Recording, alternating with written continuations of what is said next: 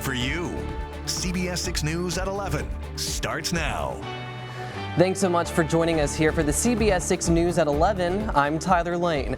Some slight relief today from the heat and humidity in central Virginia, but it looks like we could see a wet end to our weekend. Meteorologist Mike Goldberg is here with a first look at our forecast. Some rain on the way, Mike? Yeah, a little bit tomorrow afternoon, tomorrow evening, Tyler. It was a pretty comfortable day today compared to at least the last couple of weeks, but now the humidity is going up tomorrow, moisture returning from the south. We have that chance for showers and thunderstorms coming in mostly later in the day. I think early on will be just fine. Right now outside, looking at a pretty nice sky here, partly cloudy, but good visibility looking towards downtown Richmond from our tower cam. We're at 75 degrees, but more importantly, the humidity dropped off a bit today, so it definitely has been a lot more comfortable. Some temperatures in the 60s off to the northwest, 68 in Orange, 65 in Louisa, down in Wakefield at 72, Emporia coming in at 75, and comfortable weather through much of the Great Lakes and the Northeast, back into the Midwest as well. Here's a little front down to our south, brought some of this less humid air in from the north with high pressure, but that's going to inch its way back to the north tomorrow. We see showers and storms in western North Carolina, and that's coming up our way tomorrow. Skies will be partly cloudy overnight tonight. It will be relatively comfortable. Here in town, we'll get down into the upper 60s to around 70, some mid 60s in most rural communities. And then tomorrow, a little bit of early sunshine, but by noontime, may see some showers and hear a rumble of thunder on the west side of town, and that rain chance will increase to the east as we go through the day. We'll talk more about your Sunday forecast and beyond in a few minutes. Tyler? Thanks, Mike. Tonight, a city gripped by violence is saying no more. Members of the community are tired of seeing scenes like this, crime taking over Petersburg. Now they're searching for closure and solutions. CBS 6's Maggie Marshall spoke to families who say they have just been devastated by this crisis. Real men talk it out.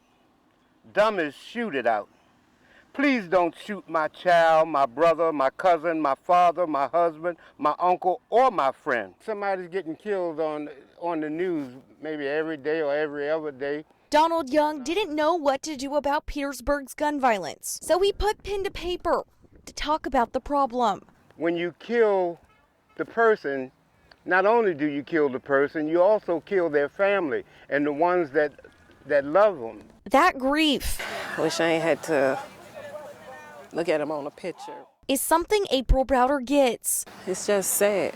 Sad they gone. We miss them. Her son and stepsister were killed by gun violence in Petersburg in 2019. The cases are still unsolved. And I never thought I would have to feel the feeling. She joined dozens of other families locally who find themselves also grieving loved ones. They're pushing through their pain by putting it into purpose. That looked like parading down a Petersburg street with cars decorated for their loved ones and joining an annual regional Stop the Violence event to share their stories of the impact the violence has. To show our love and support to each other, to me it gives you a peace of mind knowing that somebody else is going through the same thing you're going through. They hope their presence will point out to others the need for peace in the community. You know, put the guns down. It hurts. It hurts. It hurts you. It's going to hurt you in the long run. It's going to hurt somebody else, your kids, your family, and it definitely hurts the person's family that you're taking. While it's been several years for Browder, she is still praying for change in the community. I think the change will come if the police will be more out and about, knocking on doors, sitting. You can sit and watch, and if the kids had somewhere to go, if they didn't have to come up just going to school, going home, walking the streets. She's also pleading for people to put down the guns. Just think about it. You have a family too, you know, and you don't want to go through what nobody else is going through. We are all family. In Petersburg. Please talk it out. Maggie Marshall. We love all of you. Don't shoot. CBS 6 News. And other community members in Petersburg came together today to honor yet another life cut short by gun violence, this time through art. A mural paying tribute to 19-year-old Tony Knight was unveiled. She was shot and killed while carrying groceries into her apartment. That tragedy happened outside the Petersburg Artist Space Lofts on July 2nd. Now this beautiful mural sits on the steps of the building, memorializing a young woman and serving as a reminder of the lasting pain of violence.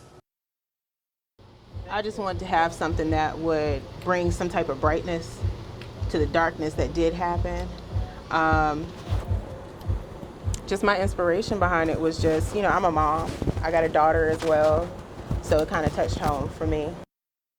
And 2 others were also injured in that shooting that killed Knight. Law enforcement leaders in Petersburg also remain concerned about the escalating violence, telling CBS 6 it's, quote, out of control. And this is not a new issue for Petersburg. You may remember in the 80s and 90s, crime in the Tri-Cities was largely fueled by drugs. But during a Crime 360 special last month, Deputy Police Chief Emmanuel Chambliss said what's causing this recent spike in violence is unknown. What he does know is more and more young people are getting their hands on guns, and most incidents involve people in their teens, 20s, and 30s. Our guys are working, around the clock. They're tired. We're tired. I'm tired of coming out and seeing dead bodies on the street. I'm tired of seeing parents crying because their child's been killed. And he says a common barrier to solving homicides is people being afraid to tell police what they know. Meanwhile, police in Richmond are aiming to build better relationships between officers and the community.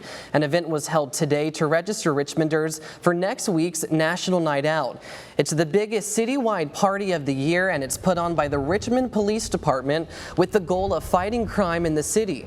Today, RPD kicked off the celebration with crime prevention displays, raffles, and giveaways. National Night Out will be held on Tuesday, August 2nd on Cortlandt Street in Richmond. At least 25 people are dead after flash floods left parts of Kentucky underwater this week. With many still missing, the governor there says the death toll is likely to keep rising. Emergency workers are still scrambling to locate victims and survivors of the flooding. The storm knocked out internet and cell phone service for many. Entire buildings were ripped off, their foundations, and carried away by the water. Thousands are still without power, and several communities don't have running water. Now they're bracing for even more wet weather tomorrow. And here in Richmond, 2 volunteers with the Virginia Red Cross are on the way right now to Kentucky to help out with the rescue and recovery effort. So far, 7 total volunteers have joined the cause, and the organization says they expect that number to grow. They'll be providing meals, helping in shelters, and offering first aid along with mental health support. And we go straight to work, and see what the clients need. And it could be 12 hours, 16-hour days. Whatever it takes, we do it. The Virginia Red Cross says if you would like to help them help the people of Kentucky, they always need donations of money, material, and blood, or more volunteers. President Joe Biden is positive for COVID-19 again, according to an announcement from the White House today. This comes just 3 days after he was cleared to leave quarantine. Presidential physician Dr. Kevin O'Connor says it's likely to be a case of rebound COVID-19 positivity. Biden was treated with Paxlovid, an antiviral therapy, which has proven effective in treating coronavirus. Dr. O'Connor says a small percentage of patients treated with that medication do experience a rebound of the disease. The president will return to isolation until he tests negative. Still ahead, paradise for those who love model trains. The Trains, Trucks, and Tractor Show rolled into Colonial Heights for its final weekend. How you can experience one of Virginia's largest railroading events. Plus, saying goodbye to a community staple. A look into the last night of popular Petersburg restaurant Alexander's. And coming up in sports, some changes could happen next season involving several high school programs. And this area standout quarterback makes his college decision official. That and more when the Saturday edition of CBS 6 News at 11 continues. But first, the Colonial Downs play of the day. Earlier this week, what is considered to be the finest baseball card ever produced went on sale. The 1952 card of Mickey Mantle sold for $50,000 back in 1991 to an anonymous buyer. Next month, it's expected to sell for at least $10 million. shattering the current record for a card set just last year when a Hornets Wagner card went for $6.6 million. The Mantle card is considered to be in the best condition of any card of its kind. It's the end of an era. A Petersburg restaurant that served the community for 3 decades is closing its doors. All new tonight at 11, photojournalist Joe Valdez takes us to Alexander's for its last night and shows us why this is an emotional goodbye. I call it grill and chill. Everyone comes here for this. That's about 50. It was 50% of my lunch business, that particular dish. Ooh, this plate is hot. Excuse me, y'all. Today is the last day of my second adventure, or second career. We want to thank our customers, just not our customers, but our family. Y'all have been a big part of this. And to see the outpour, the support, it has been an overwhelming week. It's very emotional. I just said that it's my last time checking in at Alexander's for dinner. I want to thank everybody. I don't know how, this has been incredible. When I came to America, my dream came true more than once. When I say more than once, the friends, the people.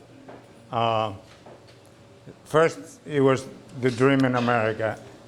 Second, is my wife. And third is all my friends. The way they treat us, we treat them like family. Just the good memories we have. I want to tell them thank you for all those years of support. And God bless them and God bless America.